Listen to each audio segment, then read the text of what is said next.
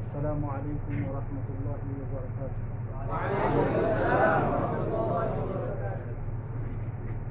আশা করি সকলেই ভালো আছেন। আজকে আমরা একটি গুরুত্বপূর্ণ বিষয়ে কিছু দিক নির্দেশনা এবং কিছু পদ্ধতি সরাসরি আমরা বোর্ডের মাধ্যমে দেখানোর চেষ্টা করব। আমাদের আজকের বিষয় হলো খত্ত রুকা। যেই খতটি আমরা শেখার জন্য বিভিন্ন সময়ে চেষ্টা করে থাকি। তো আমরা নিজের পক্ষ থেকে ব্যক্তিগতভাবে বিভিন্ন চেষ্টাগুলো করে থাকি। প্রাতিষ্ঠানিকভাবে বা নিয়ম পদ্ধতি ফলো করে অনুশীলন করার সুযোগ খুব কমই হয়ে থাকে। তো আমরা আজকে আপনাদের সম্মুখে খত্ত রুকা সম্পর্কে বিশেষ কিছু দিক নির্দেশনা উপস্থাপন করার জন্য চেষ্টা করব, যা আমরা আমাদের উস্তাদ শহীদুল্লাহ ফজলুল বারী রহিমাহুল্লাহ থেকে আমরা শিখেছি এবং ওনার তত্ত্বাবধানে থেকে আমরা ছাত্রদের খেদমতের যে আমাদের সুযোগ হয়েছে, তার আলোকেই আপনাদের কাছে কিছু নমুনা এবং কিছু পদ্ধতি আমরা বোর্ডের মাধ্যমে আপনাদেরকে দেখানোর জন্য চেষ্টা করি। তো লেখার গুরুত্বটা সকলের কাছে রয়েছে, চাই সে শিক্ষক হোক, চাই সে ছাত্র হোক, প্রত্যেকেই লেখার বিষয়ে গুরুত্ব দিয়ে থাকেন। কারণ হাতের লেখা ছাড়া কোনো সময় নিজের মনের ভাবকে লিখিতভাবে প্রকাশ করা যায় না।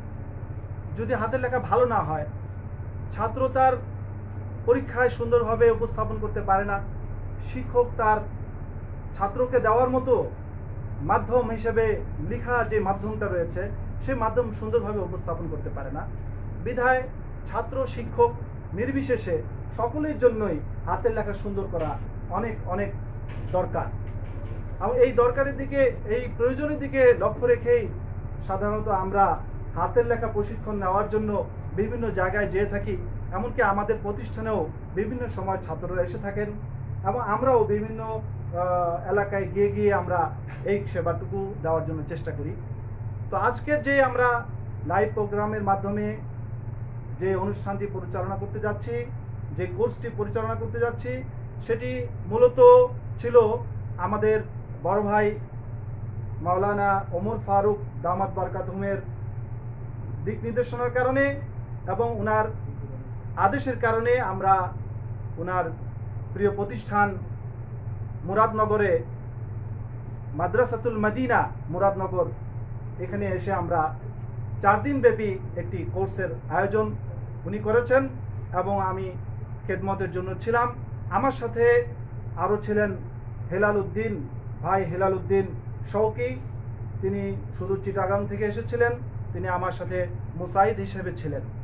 তো আজকে যে আমরা আপনাদের সামনে উপস্থাপন করতে যাচ্ছি যে বিষয়টি, সেটি হলো যে 4 দিনে যেই অনুশীলনগুলো আমরা করেছিলাম খাতা কলমের মাধ্যমে, সেটাই আমরা সংক্ষিপ্তভাবে বোর্ডে আমরা হুরুফগুলো কিভাবে লিখতে হয় এবং তার দিক নির্দেশনা কি সেটা, এবং পাশাপাশি হুরুফগুলোকে মোরাক্কাব করে কিভাবে লিখতে হয় এবং সে সময় কি করতে হবে আমাকে, সেটা সংক্ষিপ্তভাবে আমি বোর্ডের মাধ্যমে আপনাদের সামনে উপস্থাপন করার চেষ্টা করব। খত্ত রুকা আসলে আমরা তার পরিচয় হিসেবে আমরা জানি যে আল খত আল জাদিদ হিসেবে আমরা জানি। আসলে সেই জাদিদ নয়, আসলে এটাও অনেক পুরাতন খতই। আমরা এরকম অনেক বিষয় রয়েছে যেটা কদিম হওয়া সত্ত্বেও আমরা জাদিদ হিসেবে জানি। যে আমরা বলতে চাই আমাদের আমি পটিয়া মাদ্রাসায় পড়াশোনা করেছি। তো সেই পড়াশোনা করা চলাকালীন সময়ে তখন 2 জন উস্তাদ ছিলেন একই নামের। তো একজনকে বলা হতো নুরুল ইসলাম জাদিদ, আরেকজনকে বলা হতো নুরুল ইসলাম কদিম। তো জাদিদ সাহেব এখন জীবদ্দশায় নেই, এখনো পর্যন্ত ওনাকে জাদিদ হিসেবেই বলা হচ্ছে। আমাদের ফারেক হওয়ার কিছুদিন পরেই উনি ইন্তেকাল করেছেন, কিন্তু এখনো পর্যন্ত ওনাকে নুরুল ইসলাম জাদিদ হিসেবেই কি করা হয়, ডাকা হয়। তো এটা হলো এমন যে এই খতটা আসলে জাদিদ নয়, এটাও কদিমি, কিন্তু আমরা আমাদের দেশে এই খতটাকে পেয়েছি অনেক পরে, যার কারণে আমরা এটাকে জাদিদ বলি। আসলে কিন্তু এই খতটি শুধু আমাদের দেশে নয়, পুরো আরব বিশ্বে এই খতটিকে হাতের খত হিসেবে ব্যবহার করা হয়, এবং তারা হাতের খত হিসেবে এই খতকেই বুঝে। কারণ এই খতের মধ্যে কিছু বৈশিষ্ট্য রয়েছে, সেটা হলো যে অল্প সময়ে এই খতটি শেখা যায়, এবং অল্প সময়ে এই খতকে শেখানো যায়, শেখা যায় এবং কি শেখা যায়, এবং অল্প সময়ের মধ্যে লেখা সম্ভব হয়। যার কারণে এই খতকে আরবরা হাতের লেখা হিসেবে অনুশীলন করে থাকে।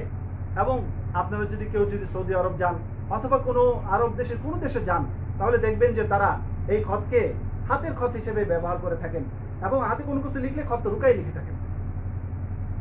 তো এই খতের মধ্যে আমরা বৈশিষ্ট্য পাচ্ছি যে খুব দ্রুত লেখা যায়, দ্রুত শেখা যায়, এবং দ্রুত শেখানো যায়।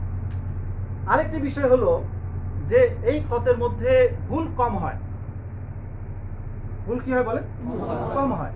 কারণ কি, যে এই খতের মধ্যে নোক্তাগুলো একসাথে মিলে আসে, এবং অনেক জায়গায় নোক্তা হরফের সাথে মিলে আসে। যেমন রয়েছে নুনের সাথে নোক্তা মিলে আসে, দদের সাথে নোক্তা মিলে আসে, কফের সাথে নোক্তা মিলে আসে, এমনিভাবে শিনের সাথে নোক্তা মিলে আসে। তাহলে ওই নোক্তার ভুল কিন্তু লিখতে গেলে হয়ে যায়, অটোমেটিক হয়ে যায়। তো এই ক্ষেত্রে নোক্তার ভুল থেকে আমরা বাঁচতে পারি এই যদি খতকে ব্যবহার করে থাকি। আর এই খত শেখার ক্ষেত্রে আমরা এই খতটা আমরা শিখে থাকি এই জন্যই যে পরীক্ষায় যাতে আমরা দ্রুত লিখতে পারি। আসলেই দ্রুত লেখা সম্ভব হয়। কারণ কি, যে এই খত দিয়ে যখন লেখা হয় তখন অল্প জায়গার মধ্যেই লেখা সম্ভব হয়, অল্প জায়গার মধ্যেই লেখা সম্ভব হয়। তাহলে আমরা বলতে চাই যে খত রুকার কিছু নিয়ম কানুন সংক্ষিপ্তভাবে বলতে চাই। তার মধ্যে থেকে প্রথম হলো যে এই নাম করা হয়েছে খত রুকা। যে এই খতটা খত রুকা রাখা হয়েছে, আমি যদি লক্ষ্য করি তাহলে দেখব যে এই খতের মধ্যে একটা বৈশিষ্ট্য রয়েছে যে একটা হরফ দিয়ে 20টা হরফ হয়। কি বললাম বলে? একটা হরফ দিয়ে কয়টা হরফ হয়? 20টা হরফ হয়। যেমন বা একটি হরফ রয়েছে, এই হরফটি দিয়েই 20টি হরফ লেখা সম্ভব হবে। আজকে আমি আপনাদের সম্মুখে এই একটি হরফ দিয়েই যে 20টি হরফ লেখা সম্ভব সেটা আমরা দেখানোর জন্য চেষ্টা করব। অর্থাৎ একটার অংশ আরেক অংশের সাথে মিলিয়ে নতুন একটি হরফ হয়। আর এই অংশ যেটা আরবিতে বলা হয় রুকা, অর্থাৎ টুকরাকে বলা হয় কি রুকা। এই জন্য এই খতের নাম দেওয়া হয়েছে কি খত রুকা। তো আমরা এই রুকা লিপিকে শেখার জন্য কয়েকটি বিশেষ কিছু কথা আমরা প্রথমে শুনে নেই, তাহলে আমাদের বুঝতে সুবিধা হবে এবং আমরা এর চর্চা সহজে করতে পারব।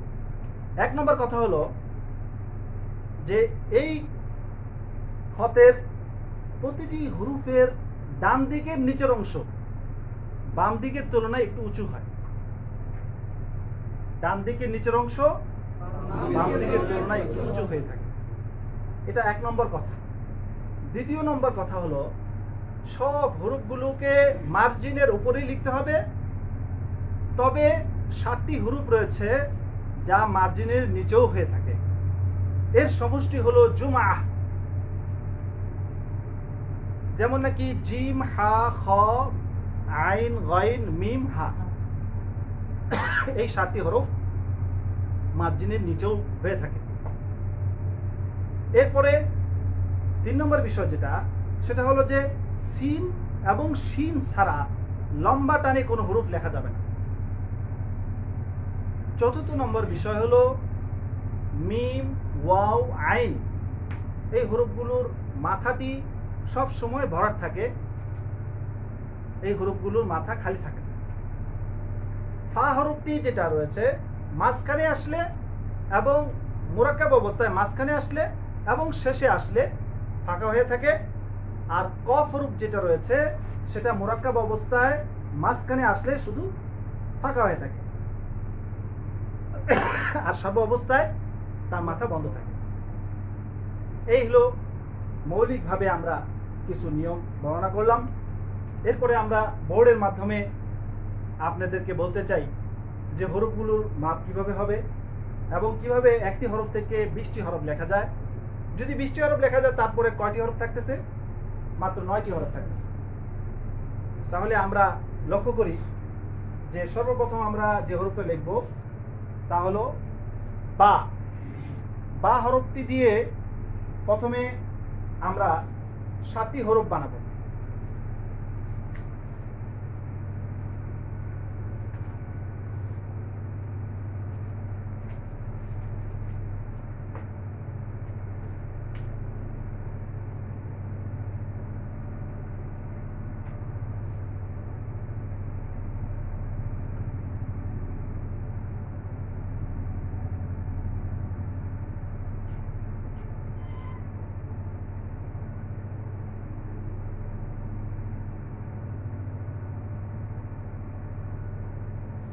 এই হরফটি হলো বা। এখানে নিচে নুক্তা দিলে কি হবে বলেন?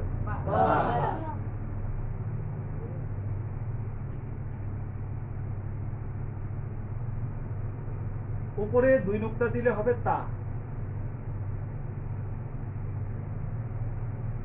3 নুক্তা যদি দেওয়া হয় তখন হবে থা। তাহলে বা থেকে আমরা 2টি হরফ পেলাম। আরেকটি হরফ যেটা সেটা হলো ফা।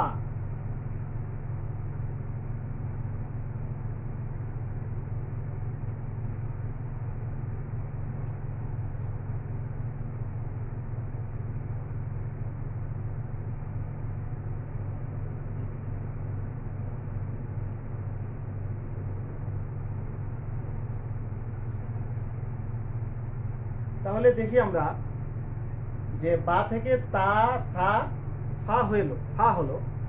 এরপরে আমরা লক্ষ্য করি এর থেকে আরেকটি নতুন হরফ হবে, তার নাম হলো দাল। তার নাম কি বলেন? দাল।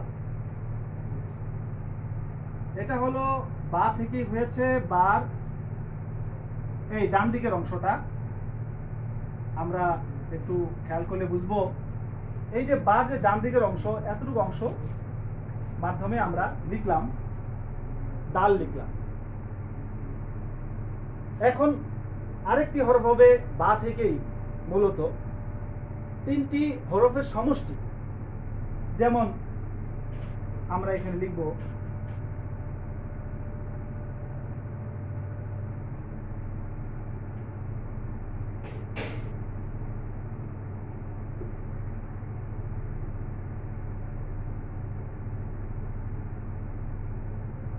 এটার নাম হলো কাফ। এই যে হরফটি লেখা হলো এই হরফটি হলো বা এবং দাল, আর হলো ডান দিকে রয়েছে আলিফ। এই 3টি হরফের সমষ্টি। কিন্তু এখানে আমরা যদি লক্ষ্য রাখি যে প্রথম যে বা পেয়েছি এই বাই হলো কি নিচের অংশটি, এবং বায়ের যে ডান দিকের অংশটা এই অংশটা এই ভিতরে চলে এসেছে, তার নাম হলো দাল। তাহলে আমরা দেখলাম যে বা থেকে তা থা ফা, তারপর দাল, তারপর হলো কাফ। এখন আমরা যদি আরেকটু লক্ষ্য রাখি দেখবো আমরা যে এখানে এই আলিফের সাথে একটু সংযুক্তি দিলাম, এতটুকু সংযুক্তি দিলাম। এই সংযুক্তি দেওয়ার পরে ভিতরে দেখে আমরা একটু লক্ষ্য করি এখানে যদি আমরা একটু এখানে ভিতর দিয়ে একটা র বের করি তাহলে হয়ে যাচ্ছে আরেকটি নতুন হরফ। এটা আমি বোঝানোর জন্য দেখাইলাম। আর তার নাম হলো হা। যেমন আমি এখানে নতুন করে লিখছি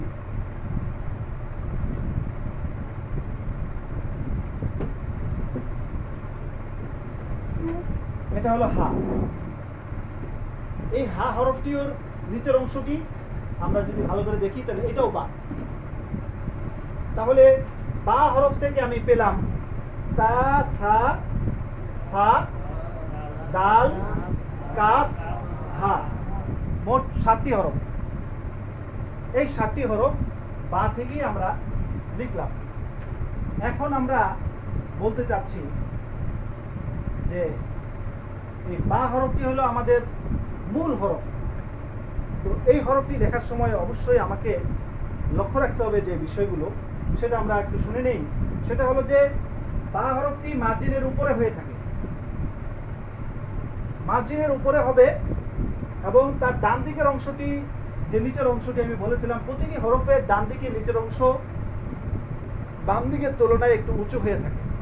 তাহলে এখানে যদি আমরা লক্ষ্য করি যে এইটা হলো মার্জিনের সাথে মার্জিন থেকে এটার অংশটি উঁচু রয়েছে। এটা শুধু বা হরফের জন্য নয়, বরং প্রতিটি হরফের জন্য একই নিয়ম। এই বিষয়টা আমাদেরকে বিশেষভাবে খেয়াল রাখতে হবে। এটা সাধারণত আমাদের ভুল হয়ে থাকে। তারপরে আমরা যে বিষয়টি খেয়াল করব তা হলো, এখানে আমরা লিখলাম বা থেকে 7টি হরফ আমরা লিখলাম। এখন আমরা বলতে চাই এই বা থেকে আরো কিছু হরফ হয়ে থাকে, সেটা হলো নুনের মাধ্যমে। বা থেকে নুন হরফ হয়ে থাকে। বা থেকে কি হরফ হয়?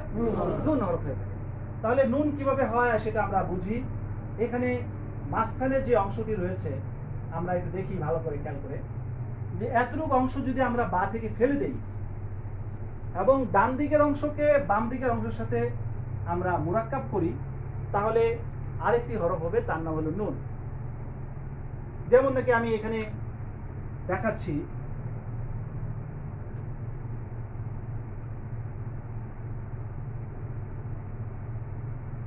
এই যে এইটা আমি যেটা লিখলাম এর নাম হলো নুন।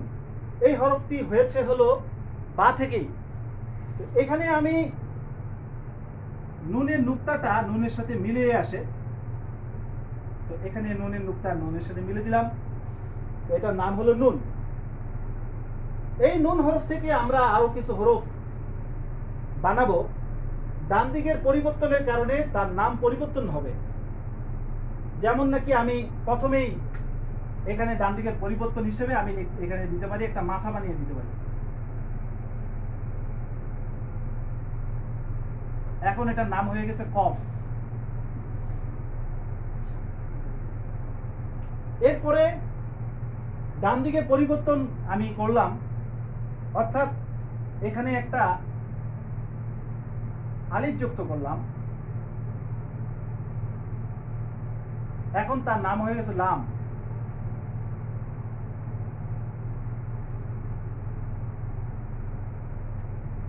এটা নাম লাম। এরপরে ডান দিকে আমি পরিবর্তন করলাম, অর্থাৎ এখানে যে দাল লিখেছিলাম ওই দালটি উল্টা করে লিখলাম, তাহলে তখন এটার নাম হবে ইয়া।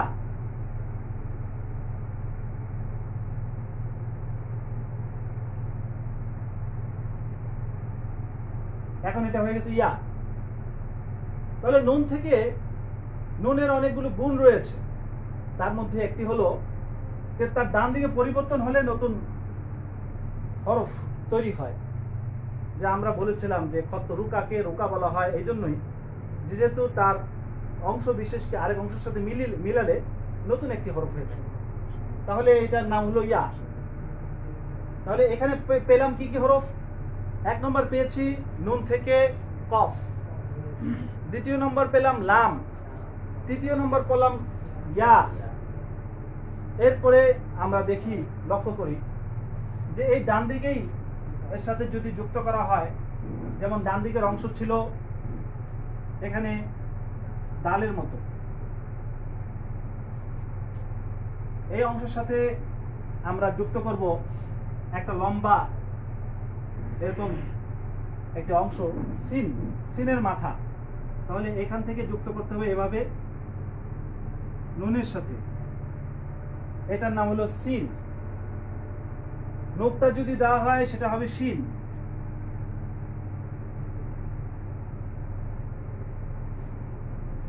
এরপরে এখানে যদি এই অংশ একটু বৃদ্ধি করে দেওয়া হয়, এখন হলো সদ।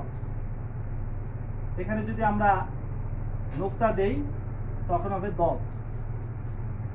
এই যে হরফগুলো হচ্ছে সবগুলো কিন্তু বা হরফ থেকেই মূলত শুরু হয়েছে। তাহলে এখানে দদটা আবার আলাদা করে লিখি,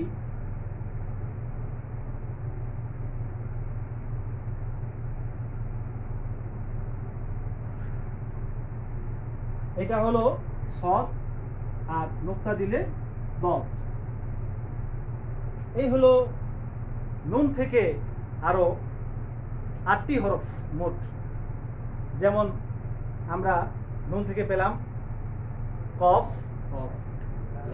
লাম, ইয়া, সিন, শিন, সদ, দদ। 7টি হরফ নুন সহ মোট 8টি হরফ। যে 8টি হরফ আগে রয়েছে হলো 7টি হরফ, তাহলে 7 এবং 8-এ সর্বমোট 15টি হরফ হয়েছে। এখন আমরা লক্ষ্য করি যে এখানে যে আমরা বা লিখেছিলাম, তার রূপ রয়েছে 2টি। একটি হলো এই রূপটি, আরেকটি রূপ রয়েছে বার, যেটা আমরা যদি লক্ষ্য করি, ভালোভাবে খেয়াল করি, বার আরেকটি আকৃতি যেটা, সেটা হলো এভাবে লেখা হয়। এটা হলো বা। এই হরফটি দিয়ে আর 5টি হরফ হবে। যেমন নাকি আমরা দেখি এখানে আমরা উল্টা দাল লিখলাম। এই উল্টা দালের সাথে আমরা যদি এখানে এতরূপ যুক্ত করি, এটার নাম হলো হা। উপরে নোক্তা দিলে খ, ভিতরে নোক্তা দিলে হবে জিম। তাহলে এখানে 3টি হরফ হলো, এই নিচের অংশ হলো বা। এরপরে উপরে যে অংশটা রয়েছে এর মধ্যে সামান্য একটু পরিবর্তন করলে আমরা নতুন একটি হরফ তৈরি করতে পারবো। যেমন নাকি উদাহরণস্বরূপ আমি দেখাচ্ছি, এখানে আমরা 7 লিখে থাকি এভাবে। এই 7টাকে যদি আমরা একটু ঘুরিয়ে লিখি, উল্টা করে লিখি, এভাবে যদি লিখি, তাহলে এটা আইনের মাথা হয়ে গেছে। এর সাথে এই অংশটি যুক্ত করে দিলে তার নাম হবে আইন, নোক্তা দিলে হবে গয়েন। যেমন আমরা এখানে লিখে দেখাচ্ছি, এর সাথে যুক্ত করার সময় আমাদেরকে এখান থেকে যুক্ত করতে হবে।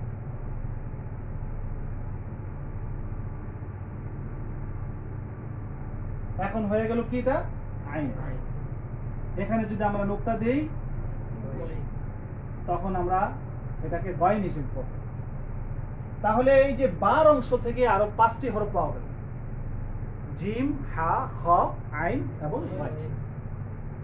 এখন আমরা একটু লক্ষ্য করি যে আমি বলেছিলাম বা হরফ থেকে মোট 20টি হরফ হবে। তাহলে আমরা এই 20টি হরফ লাগাতার লিখেছি এখানে। তার মধ্যে থেকে প্রথম তা, থা, ফা, দাল, দাল, কাফ, হা। এরপরে নুন তৈরি হয়েছে, নুন থেকে হয়েছে কফ, লাম, ইয়া, সিন, শিন, সদ, দদ। এই মোট 15টি হরফ হলো। 15টি হরফ হওয়ার পরে বার যে দ্বিতীয় অংশ রয়েছে তার থেকে হয়েছে 5টি হরফ, জিম, হা, খ, আইন এবং গয়েন। এই মোট 20টি হরফ আমরা বা হরফ থেকে পেলাম। এখন যদি আমরা বা হরফটাকে যদি ভালোভাবে অনুশীলন করি, তাহলে অবশ্যই আমাদের এই খতটা শিখা আমাদের জন্য সহজ হয়ে যাবে। এই জন্য বলা হয়েছে যে খত রুকা সেটা হলো আসহালুল খুতুত। কি বলা হয়েছে বলেন? আসহালুল খুতুত। সাহলুন বিনিসবাতিল কিতাবা ওয়া সাহলুন বিনিসবাতিত তালিম ওয়া সাহলুন বিনিসবাতিত তাআল্লুম। عندما نجتهد حق الجهد حسب القواعد المتبعة نستطيع جميعا إن شاء الله في الوقت القريب إن شاء الله. فمستعدون أنتم؟ جميعكم؟ إن شاء الله. তাহলে এবার আমরা এই যে আমরা লিখলাম, এটাকে বলে বা হরফ থেকে 20টি হরফ আমরা এখন দেখতে পেলাম। এরপরে আমরা আরেকটি হরফ রয়েছে, যে নুন হরফ রয়েছে একটা। নুনের আবার 2টা আকৃতি রয়েছে। একটি নুন তো সরাসরি বা থেকে হলো, সেটা আমরা দেখিয়েছিলাম আপনাদেরকে। এই একটা আকৃতি। দ্বিতীয় আরেকটি আকৃতি রয়েছে যেটা অনেকটা ভির মতো।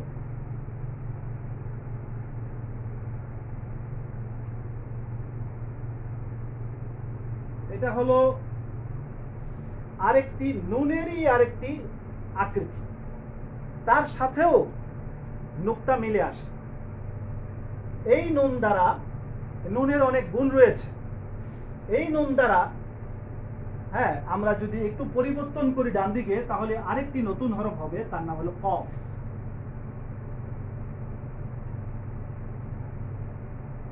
এটা হলো নাম হলো কফ। কফের মাথা সবসময় ভরাট থাকে, মাঝখানে যুক্ত অবস্থায় মাঝখানে খালি থাকে। এরপরে এখানে ডান দিকে পরিবর্তন, অর্থাৎ এখানে যদি একটা পেশ যোগ করি তাহলে তার নাম হচ্ছে দত। এরপর ডান দিকে যদি আমরা একটু পরিবর্তন করি, একটা লম্বা টান দিয়ে যুক্ত করি, তাহলে তখন তার নাম হচ্ছে শিন। এটা হলো শিন।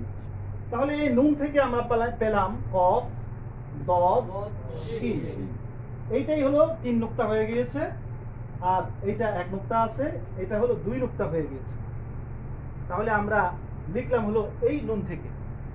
তাহলে নুনের দ্বিতীয় আকৃতি থেকে আরো 3টি হরফ হয়, তার মধ্যে একটি হলো কফ, আরেকটি দদ, আরেকটি হলো শিন। তাহলে আমরা বুঝলাম, এই বিষয়টা পরিষ্কার হলো আমাদের কাছে যে খত্তুরুকা সত্যিকারেই সহজ খত। এর জন্য ঘাবড়ানোর কিছু নেই, শুধু প্রয়োজন হলো অনুশীলন। আর তামরিন আল আমালি হাসাব আল কওয়াইদ আল মুত্তাবাআ, এটাই আমরা পরিষ্কারভাবে আমরা দেখানোর জন্য চেষ্টা করলাম। এখন আমরা আরো কয়েকটি হরফ রয়েছে তা দেখানোর জন্য চেষ্টা করব। তার মধ্যে হা যদি যুক্ত অবস্থায় 3টি হা একসাথে আসে, তখন তার রূপটা কেমন হয়, মিম হরফটি কিভাবে লিখতে হয়, ওয়াও হরফটি কিভাবে লিখতে হয়, র হরফটি কিভাবে লিখতে হয়, এই কয়েকটি হরফ আমরা দেখানোর জন্য চেষ্টা করি। র হরফটি প্রথমে দেখি। র হরফ লেখার সময় এটা হলো র। তারপরে ত হরফ, যেমন এখানে একটা আলিফ যোগ করতে হবে, এটা নাম হলো ত। মিম হরফ 2টি নুক্তা আমি দিলাম, এই নুক্তার নিচে একটি জবরের মতো টান দিতে হবে, এরপরে একটা আলিফ যোগ করলাম, এটার নাম হলো মিম। মিম লিখলাম। তারপরে হলো ওয়াও। ওয়াও লেখার জন্য এখানে রর সাথে যদি আমি এটা মাথা যুক্ত করে দিই, তাহলে এটা হয়ে গেল ওয়াও। এভাবে আমরা মোটামুটি ভাবে আমরা হরফগুলোকে দেখানোর জন্য চেষ্টা করেছি। বিযুক্ত হরফ আমরা দেখানোর জন্য চেষ্টা করেছি। এখন আমরা আলোচনা করব যুক্ত হরফ এর বিষয়ে। হরফ যখন যুক্ত হয়ে আসে তখন তার কিছু নিয়ম কানুন রয়েছে, সেটা যদি আমরা বিশেষভাবে যদি একটু লক্ষ্য করি তাহলে ইনশাআল্লাহ সহজেই আমরা যুক্ত করতে পারবো।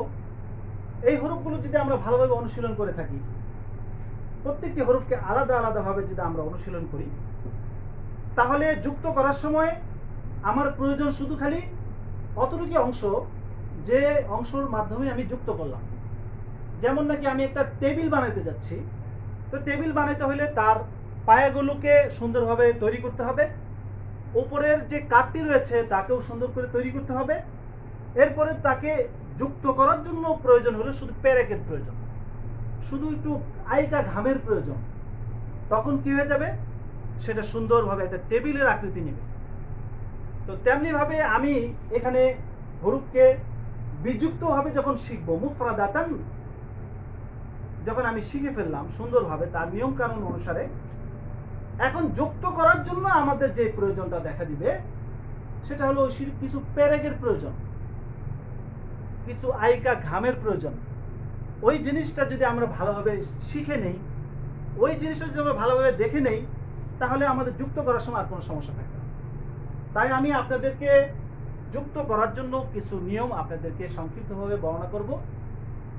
প্রথমেই আমরা একটি কথা শুনি যে 29টি হরফের মধ্যে কিছু হরফ রয়েছে যা তার বাম দিকের সাথে যুক্ত হয় না। এমন হরফগুলোর মধ্যে থেকে দাল, দাল, র, ঝা, ওয়াও, হামজা, এই কয়টি হরফ তার বাম দিকের সাথে মোরাক্কাব হয় না। কিছু হরফ রয়েছে তার মোরাক্কাবের আকৃতি 5টি রয়েছে, 5টি হরফ 5 আকৃতিতে মোরাক্কাব হয়ে থাকে। আবার কিছু হরফ রয়েছে তা দুইটা আকৃতিতে আসে। তা আমি আপনাদেরকে বলতে চাই যে 5টি হরফ হলো বা, তা, থা, ইয়া, নুন। এই 5টি হরফ 5 আকৃতিতে মোরাক্কাব হয়ে থাকে। এখন আমরা যদি এটা ভালোভাবে একটু লক্ষ্য করি এবং আমাদের খাতার মধ্যেও রয়েছে, আমরা যদি তার সাথে মিলাই তাহলে ইনশাল্লাহ আমাদের এই অনুশীলন সহজ হয়ে যাবে। তো আমি আপনাদেরকে বলতে চাই 5 হরফ বা, তা, থা, ইয়া, নুন তার 5 ভাবে মোরাক্কাব হয়ে থাকে। কালিমার শুরুতে আসলে কয়ভাবে মোরাক্কাব হয়? 5 ভাবে। যেমন নাকি আমি প্রথমেই লক্ষ্য করি, প্রথম যেই মোরাক্কাবটি তা অনেকটা দালের মতো দেখতে।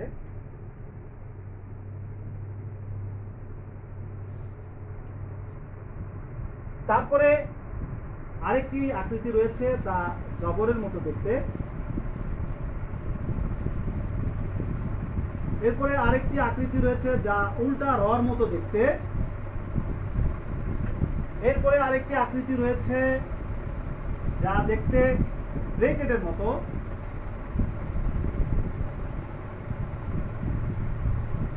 এরপরে আরেকটি আকৃতি রয়েছে যা দেখতে নুনের মতো, চাঁদের মতো। এখানে আমরা আকৃতি পেলাম মোট 5টি। এই 5টি আকৃতি 5টি হরফের।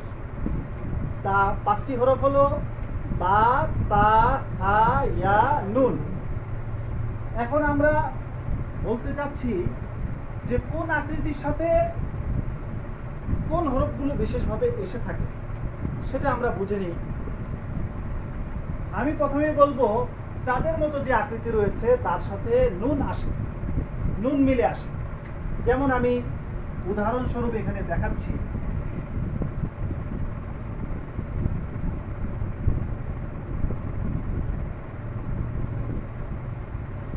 এর নাম হলো নুন।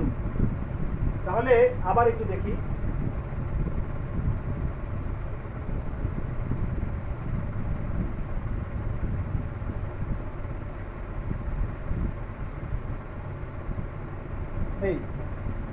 এই যে হরফটা লেখা হলো এটা চাঁদের সাথে মিলে এসেছে। এখন আমরা দেখি যে ব্রেকেটের মতো যেটা তার সাথে ইয়া আসে।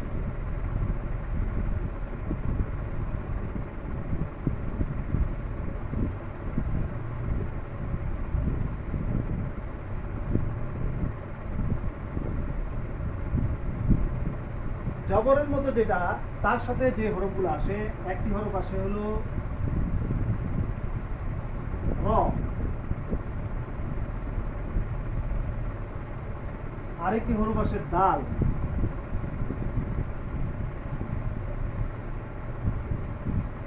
এখানে একটা বিষয় লক্ষণীয় যে র হরফটি এবং দাল হরফটি একই রকম। ডান দিকে যুক্ত অবস্থা যদি সরাসরি হয় তাহলে সেটা র, আর যদি ডান দিকে যুক্ত হয়ে উপরের দিকে গিয়ে তারপরে আসে তখন হবে দাল, এবং উপরে নোক্তা দিলে হবে দাল। এবং আরেকটি জবরের সাথে আরেকটি আসে সেটা হলো বা।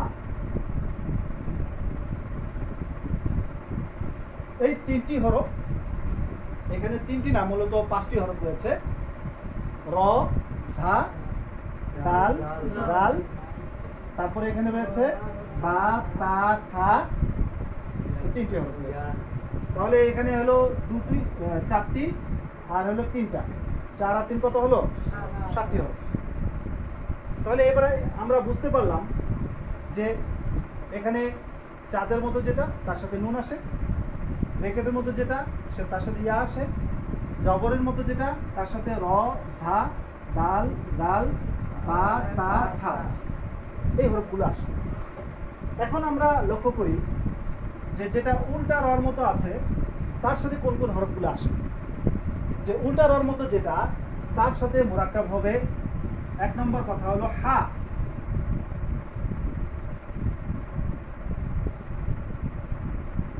এই হা হরফটি এর সাথে মোরাক্কাব হয়ে আসে। দ্বিতীয়ত হলো হা, যেমন আমরা একটু দেখি,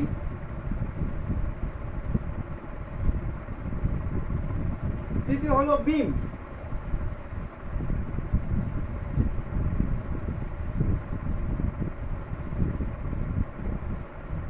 তাহলে আমরা এখানে এই উল্টা রর সাথে আমরা দেখলাম জিম, হা, খ, তিনটা হরফ, তারপরে পেলাম হা, তারপরে পেলাম মিম, এই কয়টি হরফ মোরাক্কাব। তাহলে আমরা সবগুলোর মধ্যে থেকে আমরা পেলাম কি কি? চাঁদের মতো যেটা তার সাথে নুন, ব্র্যাকেটের মতো যেটা তার সাথে ইয়া, উল্টা র তার সাথে হলো হা, হা, মিম, জবরের মতো যেটা তা হলো র, ঝা, দাল, গাল, বা, তা, থা। এখন বাকি রয়েছে হলো যেটা দালের মতো, এটার সাথে এই যেগুলো হরফগুলো মোরাক্কাব দেখলাম, এই সকল হুরুফ ছাড়া বাকি যে সকল হুরুফ রয়েছে তার সাথে মোরাক্কাব হবে। তাহলে আমরা যে লেখার সময় যে আমাদের সমস্যাগুলো হয়ে থাকে, আশা করি আপনারা এবং আমরা এই সমস্যায় আর পড়ব না। যদি আমরা এই নিয়মগুলোকে আমরা সুন্দরভাবে যদি একটু বুঝে বুঝে যদি আমরা লিখে থাকি, এবং আমাদের খাতা যেটা রয়েছে শহীদুল্লাহ ফজলুল বারী রহিমাহুল্লাহ লেখা, যার নাম হয়েছে খত্তুর রুকা আর তামরিন আলা খত্তুর রুকা, এই নামে এই কিতাবটি খুব সহজভাবে এবং সুন্দরভাবে আকর্ষণীয় করে আমাদের উস্তাদ শহীদুল্লাহ ফজলুল বারী রহিমাহুল্লাহ লিখেছেন। এবং এই বইটি আলহামদুলিল্লাহ বাংলাদেশের বিভিন্ন প্রান্তে এই বইয়ের অনুশীলন করে থাকে ছাত্ররা। এই ধারাবাহিকতায় আমরা এখানে মুরাদনগর মাদ্রাসাতুল মদিনা মুরাদনগরে এসেও আমরা আপনাদের সাথে নিয়ে এই চর্চা করতেছিলাম। এখন আমরা আপনি বলতে চাই যে 5টি হরফ হলো 5 আকৃতির মোরাক্কাব হয়। এই 5টি হরফ, এবং এর আগে আমি বলেছি বাম দিকে মোরাক্কাব হয় না এমন হরফ রয়েছে 6টি, মোট 11টি হরফ। এখন বাকি রয়েছে আরো 18টি হরফ। এই 18টি হরফ শব্দের শুরুতে 2 আকৃতির মোরাক্কাব হয়ে থাকে। এই 2 আকৃতি মোরাক্কাব হয় সেটাও আমি সংক্ষিপ্তভাবে আপনাদেরকে বলে দিচ্ছি, যাতে আপনারা সহজেই মোরাক্কাব করার সময় আপনাদের নিয়ম অনুসারে লিখতে পারেন। তাহলে এখানে আমি দেখাইতে যাচ্ছি 18টি হরফ সম্পূর্ণ না লেখা সম্ভব হলেও কয়েকটি হরফের মাধ্যমে আমি আমার বিষয়টিকে বোঝানোর জন্য চেষ্টা করব ইনশাআল্লাহ। যেমন আমি দেখতে পারি প্রথমে হা হরফটি,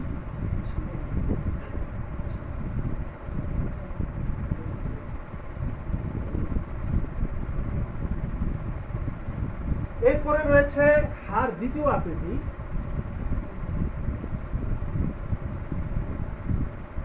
সদের আকৃতি,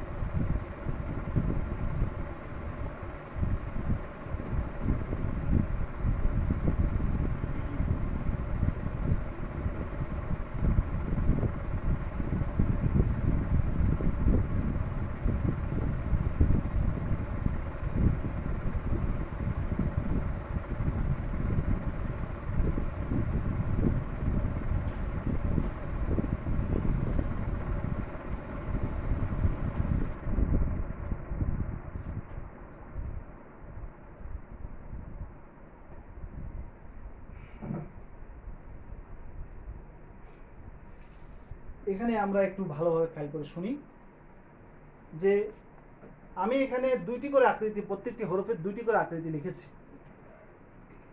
এই ধারাবাহিকতায় মোট 18টি হরফ রয়েছে, যার কালেমার শুরুতে দুই আকৃতি এসে থাকে। তো আমরা এখানে বলতে চাচ্ছি যে কখন কোন আকৃতিতে আমরা লিখব, সেটা সংক্ষিপ্তভাবে আমি বলতে চাই যে স্মরণ রাখার জন্য আমরা একটি শব্দ মুখস্থ রাখব, তার নাম হলো হারিমাতুন, যার সমষ্টি 8টি হরফের। যেমন জিম, হা, খ, র, ঝা, মিম, শেষে রয়েছে ইয়া এবং হা। আমরা নিচে এই হরফগুলোকে লিখি।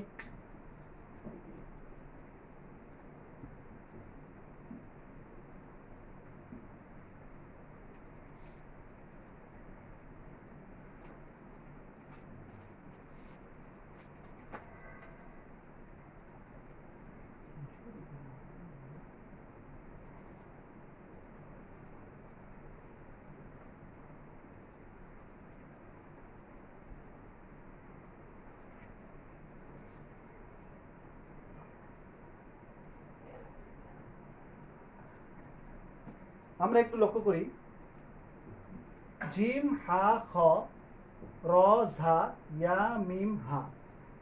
3, 4, 5, 6, 7, 8। এই 8টি হরফ আমরা সমষ্টি করেছি হারিমাতুন। এই 8টি হরফের মধ্যে থেকে আমরা কোন হরফের সাথে যদি এই 18টি হরফের মোরাক্কাব করি, তাহলে দ্বিতীয় আকৃতি হবে। অর্থাৎ এই হার পরে যদি আবার হা আসে, তখন আমরা আমাদেরকে লিখতে হবে এভাবে।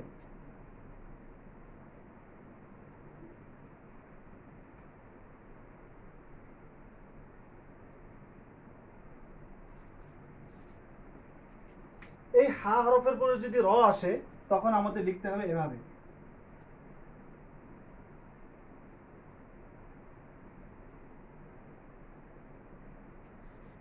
এই হা হরফের পরে যদি ইয়া আসে, তখন লিখতে হবে এভাবে।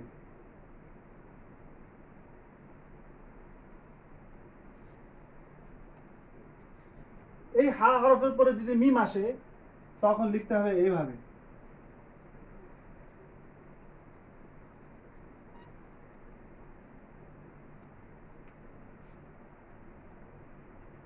এই হা হরফের পরে যদি হা আসে, তখন লিখতে হবে এইভাবে।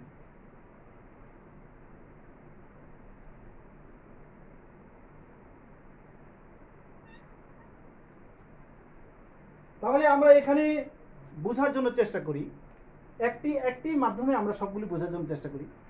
হা হরফের সাথে যুক্ত হয়েছে হা, তখন আমরা দ্বিতীয় আকৃতি লিখেছি। হা হরফের সাথে যুক্ত হয়েছে র, তখন আমরা হা দ্বিতীয় আকৃতি লিখেছি। যুক্ত হয়েছে ইয়া, দ্বিতীয় আকৃতি লিখেছি। যুক্ত হয়েছে মিম, আমরা দ্বিতীয় আকৃতি লিখেছি। যুক্ত হয়েছে হা, দ্বিতীয় আকৃতি লিখেছি। একই নিয়মে 18টি হরফ যদি এইগুলোর সাথে মোরাক্কাব হয়ে থাকে, তখন আমাদের দ্বিতীয় আকৃতির সাথে মোরাক্কাব করতে হবে। এই হলো আমাদের মোরাক্কাব করার জন্য সংক্ষিপ্ত নিয়ম। এরপরে মাঝখানে আসলে নিয়ম কানুন রয়েছে, শেষে আসলেও নিয়ম কানুন রয়েছে। তবে শুরুতে আসলে যে নিয়ম কানুনগুলো রয়েছে তা বোঝার জন্য, মনে রাখার জন্য একটু সমস্যা হয়, সেজন্যই আমি সংক্ষিপ্তভাবে আপনাদের কাছে এই নিয়মগুলো বর্ণনা করেছি। যদি আপনার সুন্দরভাবে আমাদের এই প্রোগ্রামটি পরবর্তীতে ভালোভাবে লক্ষ্য করে করে লিখেন, আশা করি যে এই জটিলতাটা অনেকটাই দূর হয়ে যাবে ইনশাআল্লাহ। وبهذا العرض أختتم كلامي وأترككم في حفظ الله ورعايته. صحبتكم السلامة وإلى اللقاء بمشيئة الله. السلام عليكم ورحمة الله وبركاته.